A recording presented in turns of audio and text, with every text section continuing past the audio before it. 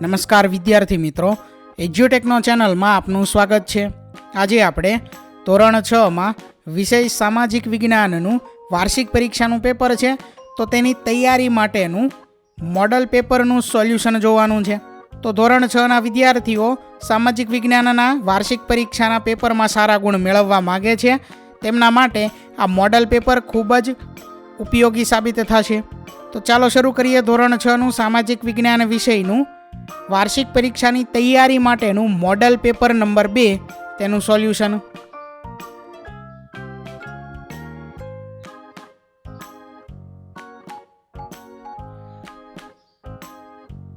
વિદ્યાર્થી મિત્રો, આ મોડલ પેપર 80 ગુણનું છે, જેનો સમય 3 કલાક છે। સૌથી પહેલા છે પ્રશ્ન નંબર 1, જેની સૂચના છે સાચો વિકલ્પ પસંદ કરી જવાબ લખો। પહેલો પ્રશ્ન છે, મહાવીર સ્વામીને કઈ નદીના કિનારે જ્ઞાન પ્રાપ્ત થયું હતું? અહીં 4 વિકલ્પ આપેલા છે, તેમાંથી સાચો જવાબ છે વિકલ્પ સી, રુજુપાલિકા। બીજો પ્રશ્ન છે, ગૌતમ બુદ્ધનું બાળપણનું નામ શું હતું? જવાબ છે વિકલ્પ બી, સિદ્ધાર્થ। ત્રીજો પ્રશ્ન છે, ગૌતમ બુદ્ધની પત્નીનું નામ શું હતું? જવાબ છે વિકલ્પ એ, યશોધરા। ત્યાર પછી આગળ ચોથો પ્રશ્ન છે, બુદ્ધના પ્રથમ ઉપદેશને શું કહેવામાં આવે છે? જવાબ છે વિકલ્પ એ, ધર્મચક્ર પ્રવર્તન। પાંચમો પ્રશ્ન છે, મહાવીર સ્વામીના મોટા ભાઈનું નામ શું હતું? જવાબ છે વિકલ્પ બી, નંદીવર્ધન। છઠ્ઠો પ્રશ્ન છે, મહાવીર સ્વામીની માતાનું નામ શું હતું? જવાબ છે વિકલ્પ એ, ત્રિશલા દેવી। ત્યાર પછી આગળ સાતમો પ્રશ્ન છે, મહાવીર સ્વામીએ આપેલ ઉપદેશને કયા સિદ્ધાંત તરીકે ઓળખવામાં આવે છે? જવાબ છે વિકલ્પ બી, ત્રિરત્નના સિદ્ધાંત તરીકે। આઠમો પ્રશ્ન છે, મહાવીર સ્વામીએ પોતાના મન અને ઇન્દ્રિયો પર વિજય પ્રાપ્ત કર્યા હોવાથી તેઓ શું કહેવાયા? જવાબ છે વિકલ્પ સી, જીન। ત્યાર પછી આગળ પ્રશ્ન 2બ, જેની સૂચના છે નીચેના વિધાનો ખરા છે કે ખોટા તે જણાવો। પહેલું વિધાન છે, અશોકે ઉપગુપ્તના આદેશને અનુસરીને બૌદ્ધ ધર્મ અંગીકાર કર્યો। આ વિધાન ખરું છે। બીજું, ચંદ્રગુપ્ત પોતાનો અંતિમ સમય શ્રવણ બેલગોડામાં વિતાવ્યો હતો। આ વિધાન ખરું છે। ત્રીજું વિધાન છે, મેગસ્થનીસ દ્વારા ઇન્ડિકા અને કલહણ દ્વારા મુદ્રા રાક્ષસની રચના કરવામાં આવી હતી। આ વિધાન ખોટું છે। ચોથું વિધાન, ધમ્મ મહામાત્રનું કાર્ય જૈન ધર્મનો પ્રચાર કરી પ્રજાનું નૈતિક ધોરણ ઊંચું લાવવાનું હતું। આ વિધાન ખોટું છે। આગળ ત્યાર પછી પ્રશ્ન 2ક, જેની સૂચના છે માગ્યા મુજબ જવાબ આપો। પહેલો પ્રશ્ન છે, ચંદ્રગુપ્ત પહેલો, તો તેના વિશે અહીં ટૂંક નોંધ લખેલી છે। ઈસવીસન 319માં ચંદ્રગુપ્ત પહેલો મગધ સામ્રાજ્યની રાજધાની પાટલીપુત્રની રાજગાદીએ બેઠો। તેણે વૈશાલી ગણરાજ્યની લિચ્છવી જાતિની રાજકન્યા કુમારદેવી સાથે લગ્ન કર્યા હતા। તેણે લિચ્છવીઓની મદદથી મગધ રાજ્યનો વિસ્તાર કર્યો હતો। ચંદ્રગુપ્ત પહેલાએ મગધ પાસેના પ્રયાગરાજ અને સાકેત જીતી લઈ મગધનો વિસ્તાર કર્યો હતો। તેણે મહારાજા ધીરાજનું બિરુદ ધારણ કર્યું હતું। તેણે પોતાની સત્તા અને પ્રતિષ્ઠા દર્શાવવા સોનાના સિક્કા બહાર પડાવ્યા હતા। તેનો રાજ્યાભિષેક થયો ત્યારથી તેણે ગુપ્ત સંવત શરૂ કરાવ્યો હતો। ત્યાર પછી બીજું છે સમ્રાટ સમુદ્રગુપ્ત। તો સમુદ્રગુપ્ત ચંદ્રગુપ્ત પહેલાનો પુત્ર અને શક્તિશાળી સમ્રાટ હતો। તેણે ઝડપથી વિજય મેળવી ઉત્તર અને દક્ષિણ ભારત પર પોતાની સત્તા સ્થાપી હતી। તેણે દક્ષિણના રાજાઓને હરાવીને તેમણે ખંડિયા રાજાઓ બનાવ્યા હતા। તે સંસ્કારી, સાહિત્ય પ્રેમી અને સંગીત પ્રેમી હતો અને કવિરાજ તરીકે જાણીતો હતો। તેણે અશ્વમેઘ યજ્ઞ કરીને પોતાની વિજયગાથા દર્શાવી હતી। આમ તે ગુપ્ત સામ્રાજ્યનો મહાન અને નોંધપાત્ર શાસક હતો। આગળ છે ત્યાર પછી પ્રશ્ન 3અ, જેની સૂચના છે સાચો વિકલ્પ પસંદ કરી જવાબ લખો। પહેલો પ્રશ્ન છે, ઉત્તર ભારતમાં ગામનો વડો કયા નામે ઓળખાતો હતો? જવાબ છે વિકલ્પ બી, ગ્રામભોજક। બીજો પ્રશ્ન, વેદવ્યાસ રચિત મહાભારત પ્રારંભમાં કયા નામે ઓળખાતું હતું? જવાબ છે વિકલ્પ ડી, જય સંહિતા। ત્રીજો પ્રશ્ન છે, જૈન ગ્રંથો કયા નામે ઓળખાય છે? તો તેનો જવાબ છે વિકલ્પ બી, આગમ ગ્રંથોના। ચોથું, કયા વિશ્વવિખ્યાત ચિત્રને ભારતીય સંસ્કૃતિનું ઘરેણું માનવામાં આવે છે? જવાબ છે વિકલ્પ એ, પદ્મપાણીના। પાંચમો પ્રશ્ન, ભારતીય ચિંતનના મહામૂલા ગ્રંથો કોને ગણવામાં આવે છે? જવાબ છે વિકલ્પ બી, ઉપનિષદોને. છઠ્ઠો પ્રશ્ન, નીચેનામાંથી કઈ કલાનો સમાવેશ નિદર્શન કલામાં કરી શકાય? તો તેનો જવાબ છે વિકલ્પ સી, નૃત્ય કલાનો.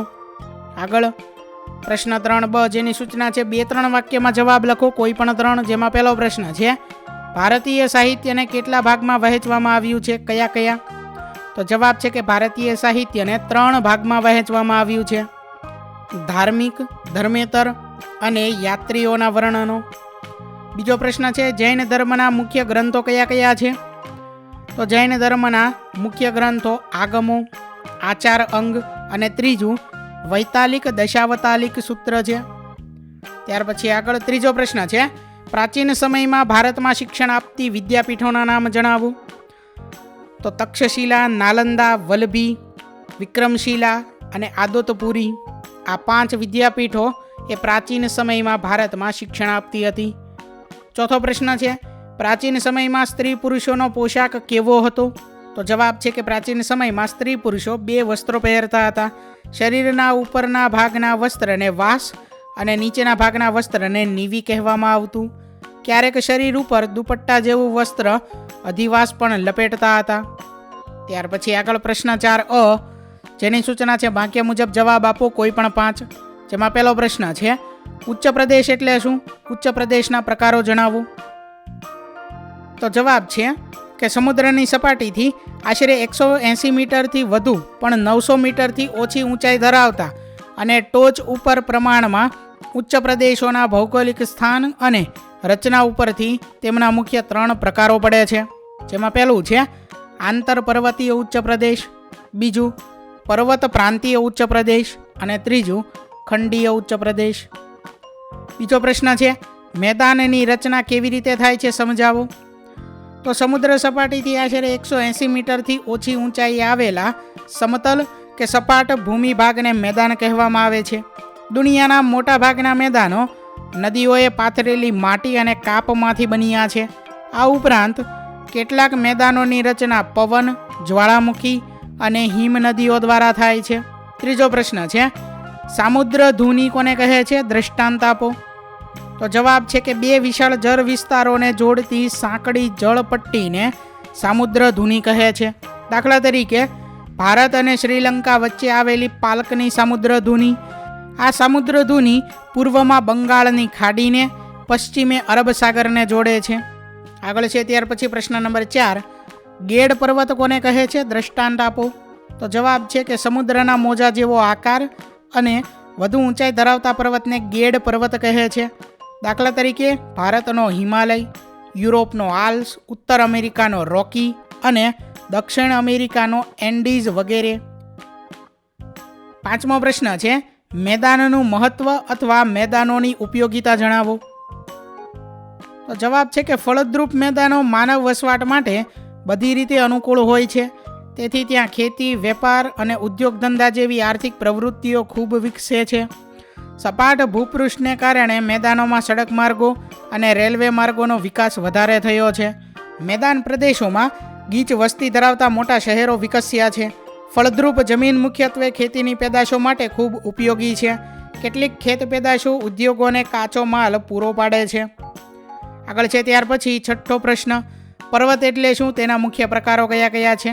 તો પર્વત એટલે એવી ભૂમિ ભાગ કે જે સમુદ્રની સપાટીથી આશરે 900 મીટર કરતાં વધારે ઊંચાઈ ધરાવતો હોય, જેનું ભૂતલ મોટે ભાગે ઊંચા નીચા ઢોળાવવાળું હોય અને જેના મથાળાનો ભાગ સાંકડા શિખરો રૂપે ઊંચે ઉપસેલો હોય.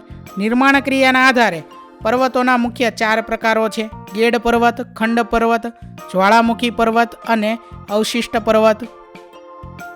આગળ છે ત્યાર પછી પ્રશ્ન 4બ, જેની સૂચના છે ભારતના નકશામાં નીચેના સ્થળો દર્શાવી નકશાપૂર્તિ કરો. જેમાં પહેલું સ્થળ છે છોટા નાગપુરનો ઉચ્ચ પ્રદેશ, બીજું બંગાળાનો ઉપસાગર, ત્રીજું માળવાનો ઉચ્ચ પ્રદેશ, ચોથું વિંધ્ય પર્વત, 5મું ગિરનાર પર્વત, 6થું નીલગિરી પર્વત, 7મું ખંભાતનો અખાત, 8મું કચ્છનો અખાત. આ વગેરે સ્થળો દર્શાવી નકશાપૂર્તિ કરવાની છે. વિદ્યાર્થી મિત્રો, અહીં અમે જે ચિત્ર આપેલું છે તેમાં આ દરેક સ્થળો દર્શાવેલા છે. તમે તમારી જાતે પણ આ સ્થળો દર્શાવી શકો છો. આગળ છે ત્યાર પછી પ્રશ્ન 5 જેની સૂચના છે રૂઢ સંજ્ઞા ઓળખો. અહીં જોડકા છે. વિભાગ અ ની અંદર રૂઢ સંજ્ઞાઓ આપેલી છે અને વિભાગ બ ની અંદર તેના નામ આપેલા છે. તો પહેલું જે છે તેમાં આવશે ડી પ્રમાણમાપ, બીજામાં આવશે એ પોસ્ટ ઓફિસ, ત્રીજામાં આવશે ઈ ઉત્તર દિશા, ચોથામાં આવશે બી આંતરરાષ્ટ્રીય સીમા, પાંચમામાં આવશે સી નદી. આગળ જોઈએ ત્યાર પછી પ્રશ્ન 5બ જેની સૂચના છે પૃથ્વીના ગોળામાં વિષુવવૃત્ત, કર્કવૃત્ત અને મકરવૃત્ત દર્શાવો. તો અહીં તેની આકૃતિ આપેલી છે જે તમારે જોઈ અને આ મુજબ દર્શાવવાની છે. આગળ છે ત્યાર પછી પ્રશ્ન 6 જેની સૂચના છે માગ્યા મુજબ જવાબ લખો, કોઈ પણ 3. જેમાં પહેલો પ્રશ્ન છે મહાનગરપાલિકાના કાર્યો વિગતે લખો. તો વિદ્યાર્થી મિત્રો અહીં મહાનગરપાલિકાના કાર્યો લખેલા છે. તમે તમારી સમજ મુજબ જાતે પણ આ પ્રશ્નનો જવાબ લખી શકો છો. ઘર જાહેર સ્વચ્છતા અને જાહેર આરોગ્યની જાળવણી કરવી. બીજું, શહેરના લોકોને પીવાનું ચોખ્ખું પાણી પૂરું પાડવું.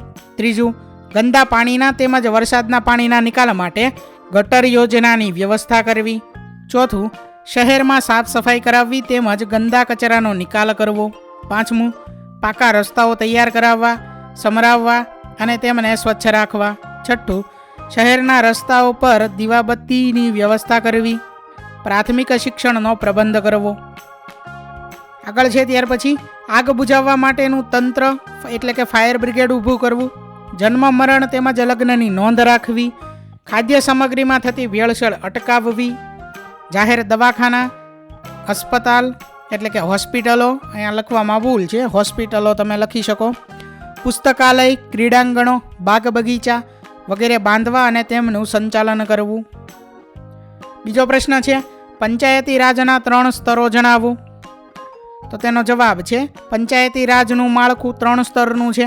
પંચાયતી રાજના 3 સ્તરો નીચે પ્રમાણે છે. જેમાં પહેલું છે ગ્રામ્ય કક્ષાએ ગ્રામ પંચાયત, બીજું તાલુકા કક્ષાએ તાલુકા પંચાયત અને ત્રીજું જિલ્લા કક્ષાએ જિલ્લા પંચાયત.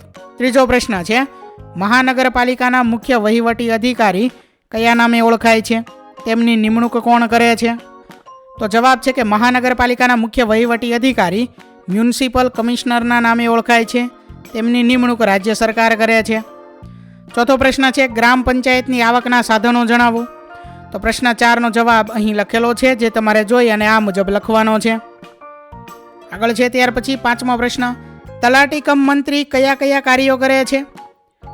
તો તે ગ્રામ પંચાયતનો વહીવટ કરે છે, તે કરવેરાની વસૂલાત કરે છે, તે ગ્રામ પંચાયતના અહેવાલ, પત્રકો અને અંદાજપત્ર તૈયાર કરી તેના હિસાબો રાખવાનું કામ કરે છે, તે ગ્રામ પંચાયતના સૂચનોનો અમલ કરે છે. આગળ છે ત્યાર પછી ટૂંક નોંધ લખો લોક અદાલત. તો અહીં લોક અદાલત વિશે ટૂંક નોંધ લખેલી છે જે તમારે જોઈ અને આ મુજબ લખવાની છે. આગળ જોઈએ ત્યાર પછી પ્રશ્ન નંબર 7 જોડકા જોડો. વિભાગ અ માંથી પહેલું છે મ્યુનિસિપલ કમિશનર, તો એની સામું વિભાગ બ. બરોબર, અહીં લખવામાં ભૂલ છે, અહીંયા આવશે વિભાગ બ. તો વિભાગ બ માં આવશે ત્રીજું મહાનગરપાલિકાના વહીવટી વડા. ત્યાર પછી બીજું છે તલાટી કમ મંત્રી, તો એની સામું આવશે ચોથું ગ્રામ પંચાયતના વહીવટી વડા. ત્રીજું છે મેયર, તો એની સામું આવશે 5મું મહાનગરપાલિકાના વડા. ચોથું છે ચીફ ઓફિસર, તો એની સામું આવશે 2જું નગરપાલિકાના વહીવટી વડા. 5મું છે સરપંચ, તો એની સામું આવશે 1લું ગ્રામ પંચાયતના વડા. આગળ છે ત્યાર પછી પ્રશ્ન નંબર 8 જેની સૂચના છે માગ્યા મુજબ જવાબ આપો, કોઈ પણ 2. પહેલો પ્રશ્ન છે શહેરમાં લોકો કેવી રીતે જીવન નિર્વાહ કરે છે? તો તેનો જવાબ છે કે શહેરમાં લોકો વિવિધ પ્રકારના વ્યવસાય કરીને, દુકાનો કે ઓફિસોમાં નોકરી કરીને, રોડ પર બેસીને કે હરતા ફરતા શિક્ષણ આપવાનું કામ કરીને, નાની મોટી મજૂરી કરીને અને કૌશલ્યના આધારે કામ કરીને જીવન નિર્વાહ કરે છે. બીજો પ્રશ્ન છે પશુપાલન અને ખેત મજૂરી વિશે જણાવો. તો બીજા પ્રશ્નનો જવાબ અહીં લખેલો છે જે તમારે જોઈ અને આ મુજબ લખવાનો છે. ત્રીજો પ્રશ્ન છે ગ્રામીણ જીવન નિર્વાહ, ગ્રામીણ જીવન, તેના વિશે લખવાનું છે જે અહીં લખેલું છે. આ મુજબ તમારે લખવાનું છે. તો વિદ્યાર્થી મિત્રો અહીં ધોરણ 6નું વિષય સામાજિક વિજ્ઞાનનું વાર્ષિક પરીક્ષાની તૈયારી માટેનું મોડલ પેપર નંબર 2 તેનું સોલ્યુશન પૂર્ણ થાય છે. વિદ્યાર્થી મિત્રો, આપેલા વિડીયોની જો તમારે પીડીએફની જરૂર હોય તો તમે આપણી એપ્લિકેશન સ્માર્ટ સાથી પરથી મેળવી શકશો. વિદ્યાર્થી મિત્રો, આપણી એપ્લિકેશન સ્માર્ટ સાથી પ્લે સ્ટોરમાં આવી ગઈ છે, જેની અંદર તમે બધા વિભાગ જોઈ શકો છો. તેની અંદર વિવિધ ધોરણ છે. ધોરણ ઉપર ક્લિક કરતાં વિવિધ વિષય ખુલશે. વિષય ઉપર ક્લિક કરતાં તેની અંદર આવતા પાઠ ખુલશે. તેની અંદરથી તમે પાઠ્યપુસ્તક પણ ડાઉનલોડ કરી શકો છો. તેની અંદર આપેલા પાઠમાં ક્લિક કરતાં તમે પાઠની પીડીએફ, સ્વાધ્યાયની પીડીએફ, સ્વાધ્યાયન પોથીની પીડીએફ, પાઠના વિવિધ વિડીયોઝ, સ્વાધ્યાયના વિડીયોઝ, સ્વાધ્યાયન પોથીના વિડીયોઝ બધું જોઈ શકો છો અને ડાઉનલોડ પણ માત્ર એક ક્લિકમાં કરી શકો છો. વિદ્યાર્થી મિત્રો, આપણી એપને સપોર્ટ કરજો, ડાઉનલોડ કરજો. થેન્ક યુ દોસ્તો.